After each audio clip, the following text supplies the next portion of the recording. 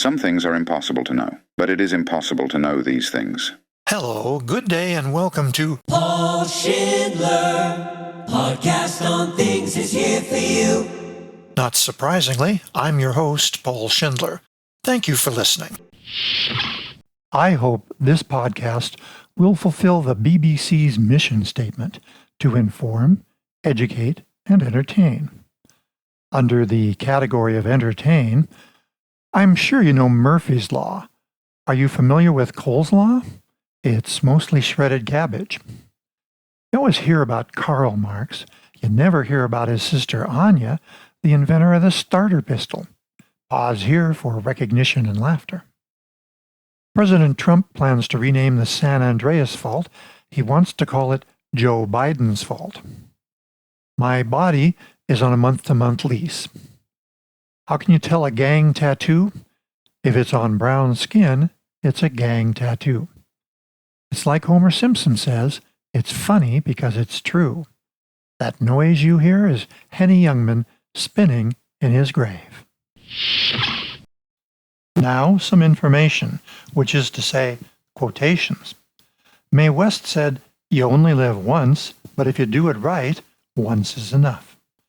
Saul Bellow, "You never have to change anything you got up in the middle of the night to write." On the other hand, folk singer Tom Rush, on the same subject, writing in the night, "Sometimes it's genius, sometimes it's gibberish." Hunter S. Thompson on getting what you voted for. Buy the ticket, take the ride. And now for some entertainment. One of Top 5's list this week was Signs Your Business's Technology is Out of Date. Here are my 3 submissions. It's increasingly difficult to find spare parts for your steam-powered abacus.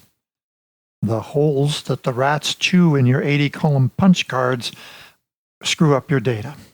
And finally, sanctions on Russia make it impossible to replace the tubes in your mainframe. That third one was the one that made the list. Not really inform because it's fake news. This fake news from the Borowitz Report. Donald J. Trump has offered to sell Pope Leo a $60 Bible in a gesture intended to welcome the new pontiff. In a post on Truth Social, Trump wrote of the Pope, "You might want to grab this deal while you can. It's going to cost a lot more after the EU tariffs." Trump called the Trump Bible a very special Bible, adding, "I know you have a lot of Bibles already at the Vatican, but none of them have parts written by Lee Greenwood." Meanwhile, Leo ordered a photo of J.D. Vance posted at the Vatican security desk. Don't take my word for it. Subscribe to the Borowitz Report. Is this the educate part? A New York Times review of Spotify data discovered that our musical preferences are set by what we listen to between the ages of 13 and 16. What's more, a YouGov survey found that what we consider the best decade in music is largely dependent on the era that we grew up in. The Washington Post crunched the same survey and concluded that people think music, television, and sporting events were best during their adolescence and early teen years. Let's hop in our time machine and listen to my first column from September 1970. I was reviewing Don't Crush That Dwarf, Hand Me the Pliers by the Firesign Theater on Columbia Records. This album is definitely not one for a newcomer to the Firesign Theater, I wrote. The spoken word comedy group has 2 other albums out, Waiting for the Electrician or Someone Like Him, and How Can You Be in 2 Places at Once When You're Not Anywhere at All. Both of these are tightly organized, hysterically funny adventures in the realm of the spoken word, which has been unexplored since the Marx Brothers. But as they put out each album, they seem to be less concerned with tight technical work and precise editing. This third adventure is their loosest yet, with almost no pretense of a comprehensive plot and long stretches of rather dull technical effects with minimal humor value. It deals with the future world of sectors and spoofs TV, as well as old movies of several types, including Andrew Hardy and war epics. Everyone seems to be named Tire Biter, and it tends to confuse the issue. In spite of its weakness, it's still good Firesign, with a gold mine of material spoken in the background and fancy footwork with the stereo speaker system. Definitely not an album to be listened to in mono. Back in the present, when was the last time you ever heard the word mono? While we are still strapped in the time machine, let's sample some more jejune rambling from the fall of 1970. I asked, why should you be reading this column? I could tell you why I read it, but I don't think the reasons apply to you. I read it because, number one, I write it, and number two, I'm looking for typographical errors.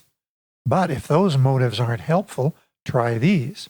If you're a freshman, you can read this column to find out how another frosh is adjusting and what he thinks and sees around him in this Boston, this Cambridge, and this MIT, some 3,000 miles from his home in the verdant forests of Oregon.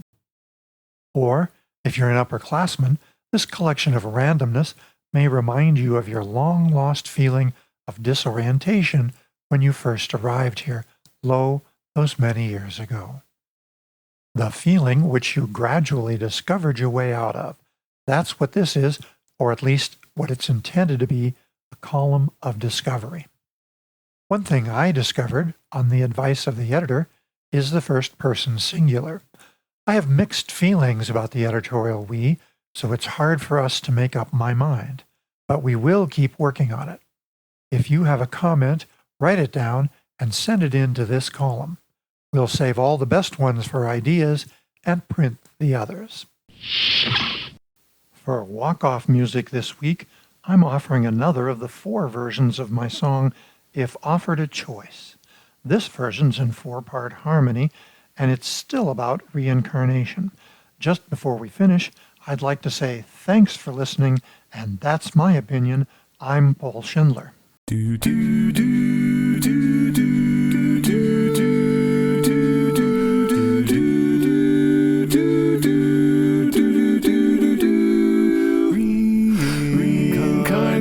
I'd be surprised if we're offered choices about other lives, and where we end up is not ours to say when time comes for another day. And if you're offered, and if you have a choice, please pick me again.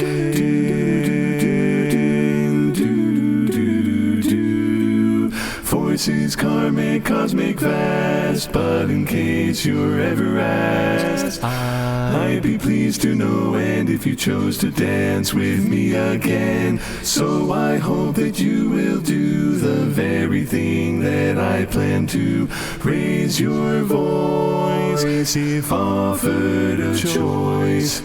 If you're given the chance, just please pick me again,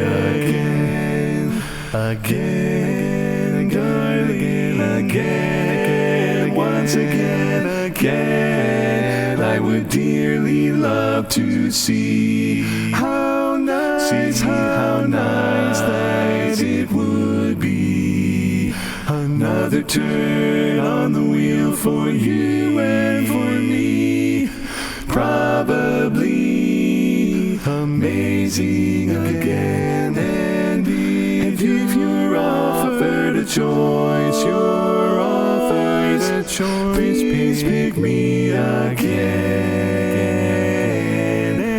And if you've offered a choice, won't you please